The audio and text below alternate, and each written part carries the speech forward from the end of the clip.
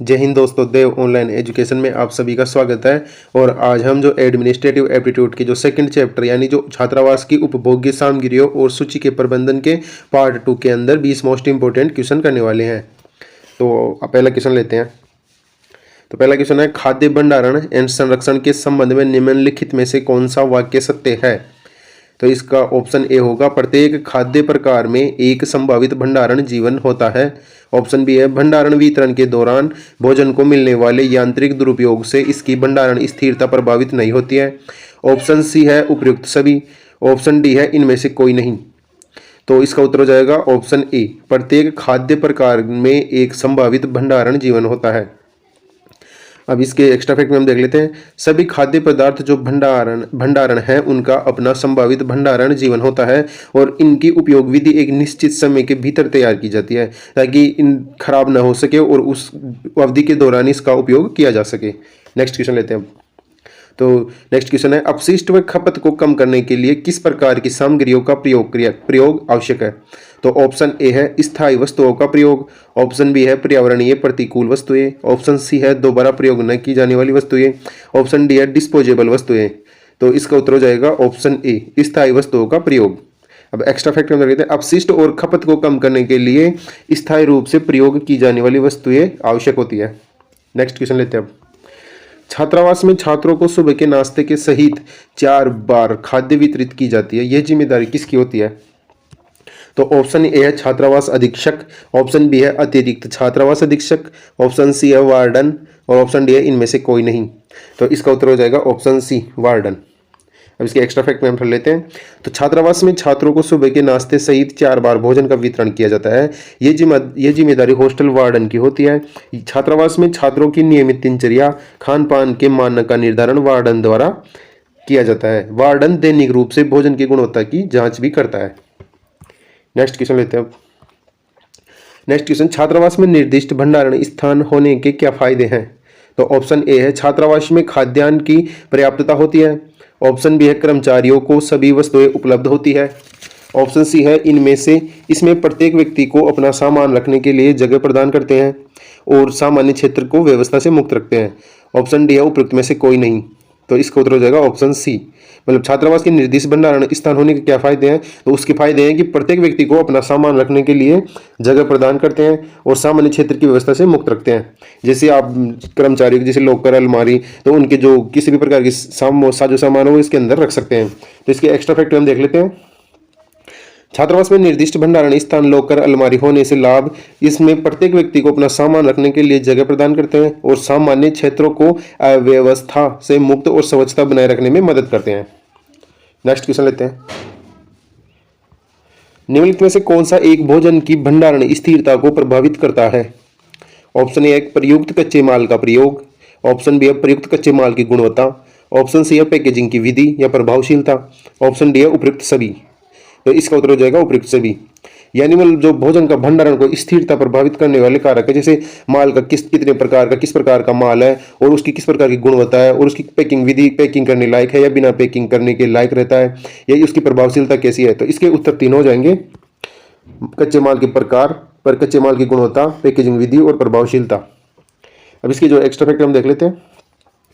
भोजन के भंडारण स्थिरता को प्रभावित करने वाले कारकों में मुख्यतः कच्चे माल के प्रकार, कच्चे माल की गुणवत्ता, पैकेजिंग विधि आदि विशेष भूमिका होती है। इनके माध्यम से भोज्य सामग्री को खराब होने से बचाया जा सकता है।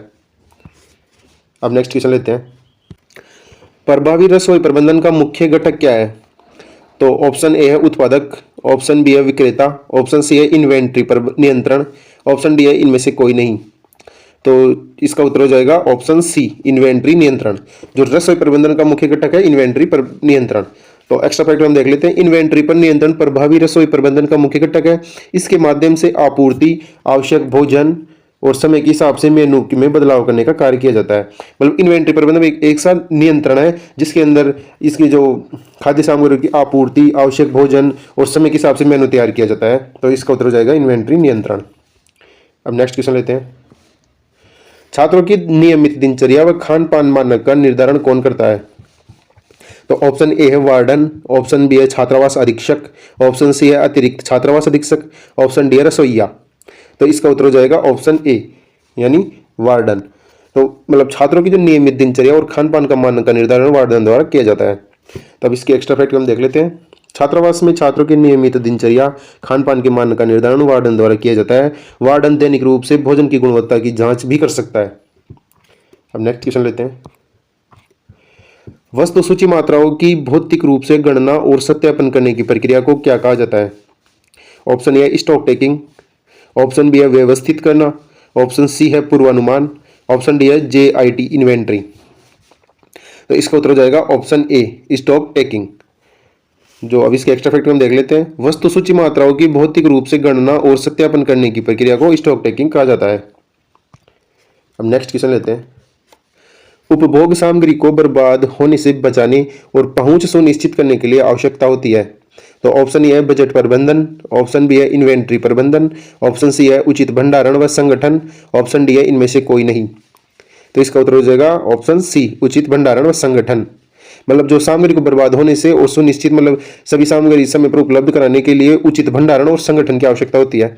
तो एक्स्ट्रा फैक्ट हम देख लेते हैं। उपभोग की सामग्रियों को बर्बाद होने से बचने और आसान पहुंच सुनिश्चित करने के लिए उचित भंडारण व संगठन की आवश्यकता होती है। नेक्स्ट क्वेश्चन लेते हैं। भोजनशाला का प्रबंधन किसके द्वारा किया जाता है? ऑप्शन ए है सहायक वार्डन, ऑप्शन बी है वार्डन, ऑप्शन सी है मेस सुपरवाइजर, ऑप्शन डी है भोजनशाला समिति। तो इसका उत्तर हो जाएगा ऑप्शन बी वार्डन। यानी जो भोजनशाला का प्रबंधन वार्डन के द्वारा किया जाता है। मतलब जो हॉस्टल के अंदर जो खाने पानी की सारी जिम्मेदारी किसके द्वारा निभाई जाती है? वार्डन के द्वारा की जाती है। तो अब इसके अंदर हम एक्स्ट्रा फैक्ट में हम देख लेते हैं। छात्रावास में भोजनशाला का प्रबंधन वार्डन के निर्देशन में सहायक वार्डन, मेस सुपरवाइजर तथा भोजनालय समिति द्वारा किया जाता है। मतलब इसका जो पूरा प्रबंधन वार्डन के द्वारा किया जाता है, लेकिन उसके निर्देशन के अंदर सहायक वार्डन, मेस सुपरवाइजर और भोजनालय समिति के द्वारा किया जाता है। अब नेक्स्ट क्वेश्चन लेते हैं। निम्नलिखित में से किसकी छात्रावास में अनुमति नहीं होती है? तो ऑप्शन ए है अभिभावक से मिलना, ऑप्शन बी है नूडल खाने की, ऑप्शन सी है फर्नीचर लाने की, ऑप्शन डी है उपयुक्त सभी। तो इसका उत्तर हो जाएगा ऑप्शन सी फर्नीचर लाने की। मतलब छात्रावास के अंदर फर्नीचर लाने की अनुमति नहीं होती है, लेकिन जो ये और ऑप्शन जैसे अभिभावक से भी मिल सकते हैं, नूडल भी खा सकते हैं, और लेकिन फर्नीचर वहाँ से पहले से उपलब्ध मिलेगा आपको। तो वहाँ पर जैसे बेड वेड अच्छी तरह से आपको मिलेंगे, तो वहाँ पर फर्नीचर लाने की आवश्यकता नहीं होती है। तो अब इसके जो एक्स्ट्रा फैक्ट में हम पढ़ लेते हैं। छात्रावास में छात्रों को किसी भी प्रकार के फर्नीचर लाने की अनुमति नहीं होती। छात्र अपने दैनिक प्रयोग की वस्तुएं ला सकता है। तब छात्रावास परिसर में माता पिता से मिल भी सकता है, परंतु माता पिता को छात्रावास में रुकने की अनुमति नहीं है। अब नेक्स्ट क्वेश्चन लेते हैं। छात्रावासों में छात्रों को सुबह के नाश्ते सहित कितनी बार खाद्य सामग्री मिलती है? ऑप्शन ए है 3 बार, ऑप्शन बी है 2 बार, ऑप्शन सी है 1 बार, ऑप्शन डी है 4 बार। तो इसका उत्तर हो जाएगा ऑप्शन डी यानी 4 बार। मतलब नाश्ते के सहित, सुबह के नाश्ते के सहित 4 बार खाद्य सामग्री दी जाती है छात्रावास के अंदर। अब एक्स्ट्रा फैक्ट में लिखा हुआ है छात्रावास में छात्रों को सुबह के नाश्ते सहित 4 बार आहार दिया जाता है। अब नेक्स्ट क्वेश्चन लेते हैं। छात्रावास अधीक्षक द्वारा मेस का भौतिक प्रमाणन कब कराया जाता है? ऑप्शन ए वर्ष की समाप्ति पर, ऑप्शन बी है प्रति 2 वर्ष पर, ऑप्शन सी है प्रत्येक सेमेस्टर की शुरुआत पर, ऑप्शन डी है सेमेस्टर परीक्षा की समाप्ति पर। तो इसका उत्तर हो जाएगा ऑप्शन सी प्रत्येक सेमेस्टर की शुरुआत पर। अब आप यहाँ पे देख पा रहे होंगे जो छात्रावास अधीक्षक द्वारा मेस का भौतिक प्रमाणन प्रत्येक सेमेस्टर की शुरुआत पर किया जाता है। अब इसके जो एक्स्ट्रा फैक्टर हम देख लेते हैं। मेस का भौतिक प्रमाणन प्रत्येक सेमेस्टर की शुरुआत पर अधीक्षक द्वारा किया जाता है तथा स्टॉक का रिकॉर्ड प्रमाण पत्र के रूप में रख लिया जाता है। अब नेक्स्ट क्वेश्चन लेते हैं। कोऑपरेटिव आधार पर संचालित मेस में भोजन की दरों की जानकारी समय समय पर किसके द्वारा दी जाती है? तो ऑप्शन ए है वार्डन, ऑप्शन बी है केयर टेकर, ऑप्शन सी है अध्यापक, ऑप्शन डी है चपरासी। तो इसका उत्तर हो जाएगा ऑप्शन बी केयर टेकर। तो कोऑपरेटिव आधार पर संचालित मेस में भोजन की दरों की जानकारी समय समय पर केयर टेकर के द्वारा दी जाती है। तो अब इसके एक्स्ट्रा फैक्ट हम देख लेते हैं। कोऑपरेटिव आधार पर संचालित मेस में भोजन की दरों की जानकारी समय समय पर संबंधित छात्रावास में छात्रों को भोजनालय समिति तथा केयर टेकर के माध्यम से दी जाती है। अब नेक्स्ट क्वेश्चन लेते हैं। हॉस्टल और मेस को कौन नियंत्रित करता है? ऑप्शन ए है वार्डन, ऑप्शन बी है केयर टेकर, ऑप्शन सी है डायरेक्टर और ऑप्शन डी है चीफ डायरेक्टर। तो इसका उत्तर हो जाएगा ऑप्शन ए वार्डन। मतलब हॉस्टल और मेस को नियंत्रित वार्डन के द्वारा ही किया जाता है। वह एक्स्ट्रा फैक्ट हम देख लेते हैं। हॉस्टल और मेस को नियंत्रण वार्डन के अधीन होना चाहिए जो डायरेक्टर को अपनी रिपोर्ट देता है। ऐसे कई वार्डन या प्रबंधन होनी चाहिए जो हॉस्टल और मेस में प्रबंधन में चीफ वार्डन की सहायता कर सके। हम नेक्स्ट क्वेश्चन लेते हैं। छात्रावास सामग्रियों की खरीद फरोख्त में किस बात का होना नितांत आवश्यक है? तो ऑप्शन ए है बातचीत, ऑप्शन बी है कौशल, ऑप्शन सी है लागत प्रभावशीलता, ऑप्शन डी है उपयुक्त सभी। तो इसका उत्तर हो जाएगा ऑप्शन डी उपयुक्त सभी। यानी छात्रावास की सामग्रियों की खरीदारी के साथ साथ आपको मतलब बातचीत भी नितांत आवश्यक है और कौशल भी आवश्यक है और लागत प्रभावशीलता भी आवश्यक है। तो इसका उत्तर हो जाएगा उपयुक्त सभी। तो इसके एक्स्ट्रा फैक्ट हम देख लेते हैं। छात्रावास सामग्री की खरीद में कौशल, लागत प्रभावशीलता व अच्छी बातचीत नितांत आवश्यक है। नेक्स्ट क्वेश्चन लेते हैं।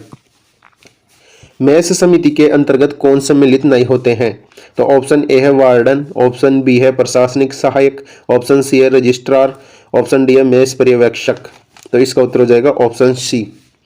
आप यहाँ पे देख पा रहे हैं ऑप्शन सी इसका उत्तर हो जाएगा जो मेस समिति के अंतर्गत नहीं आते हैं। तो मेस समिति के अंतर्गत कौन कौन आते हैं तो आप हम देखेंगे एक्स्ट्रा फैक्ट में। तो इसके मेस समिति के अंतर्गत आते हैं वार्डन, उप वार्डन, प्रशासनिक सहायक, प्रबंधक, मेस पर्यवेक्षक आदि को मतलब जो मेस समिति के अंतर्गत शामिल किया गया है, जबकि रजिस्ट्रार एक अलग पद हो गया जो अनुशासन समिति के तहत आता है। अब नेक्स्ट क्वेश्चन लेते हैं। इन्वेंट्री प्रबंधन क्या है? तो ऑप्शन ए है छात्रावास के कमरे की सामग्री को समझना, ऑप्शन बी है देखरेख करना, ऑप्शन सी है नियंत्रित करना, ऑप्शन डी है सभी। तो इसका उत्तर हो जाएगा ऑप्शन डी सभी। यानी इन्वेंट्री प्रबंधन के अंदर सभी कार्य आते हैं जैसे छात्रावास के कमरे की सामग्री को समझना, देखरेख करना, नियंत्रित करना और सभी मतलब जो सभी मतलब ऑप्शन डी हो जाएगा जो सभी कार्य इसके अंदर आते हैं। तो जो एक्स्ट्रा फैक्ट हम देख लेते हैं। इन्वेंट्री प्रबंधन एक व्यापक अवधारणा है। इसके अंतर्गत नियमित आधार पर सामग्री की दरों का विश्लेषण करके इनका प्रबंधन किया जाता है। अब नेक्स्ट क्वेश्चन लेते हैं। एबीसी विश्लेषण के तहत किस इन्वेंट्री वर्गीकरण में उच्च मूल्य वाली वस्तुएं शामिल है जिनके लिए सख्त नियंत्रण की आवश्यकता होती है? यानी जो हॉस्टल के अंदर जो उच्च मूल्य वाली वस्तुएं आती हैं तो उनके सख्त नियंत्रण की आवश्यकता होती है। तो कौन सी श्रेणी के अंतर्गत आते हैं? ए बी सी के अंतर्गत कौन सी श्रेणी के अंदर आते हैं? तो ऑप्शन ए है श्रेणी ए, ऑप्शन बी है श्रेणी बी, ऑप्शन सी है श्रेणी सी, ऑप्शन डी है श्रेणी डी। तो इसका उत्तर हो जाएगा ऑप्शन ए यानी श्रेणी ए। तो श्रेणी ए के अंतर्गत आती है उच्च मूल्य वाली वस्तुएं जिनके लिए सख्त नियंत्रण की आवश्यकता होती है। अब एक्स्ट्रा फैक्ट में भी यही लिखा हुआ है। तो एबीसी विश्लेषण के तहत श्रेणी ए में इन्वेंट्री में उच्च मूल्य वाली वस्तुएं शामिल है जिनके लिए सख्त नियंत्रण की आवश्यकता होती है। अब नेक्स्ट क्वेश्चन लेते हैं। छात्रावास में छात्र छात्राओं को रहने के लिए प्रबंधन प्रणाली क्या होनी चाहिए? तो ऑप्शन ए है छात्रों का प्रबंधन, ऑप्शन बी है बच्चों का मानसिक विकास, ऑप्शन सी है भोजनशाला समिति, ऑप्शन डी है छात्रावास का प्रबंधन। तो इसका उत्तर हो जाएगा ऑप्शन डी छात्रावास का प्रबंधन। अब इसके एक्स्ट्रा फैक्ट हम देख लेते हैं। छात्रावास प्रबंधन प्रणाली को सभी गतिविधियों जैसे छात्रावास में छात्रों का प्रवेश, फीस, कमरा, मेस आवंटन आदि का प्रबंधन करने और सुचारू लेन देन के लिए संबंधित रिपोर्ट तैयार करने के लिए डिजाइन किया गया है। अब आज की क्लास यहीं समाप्त होती है। अगर इसमें आपको जानकारी अच्छी लगे तो वीडियो को लाइक करें और चैनल को सब्सक्राइब करें। धन्यवाद।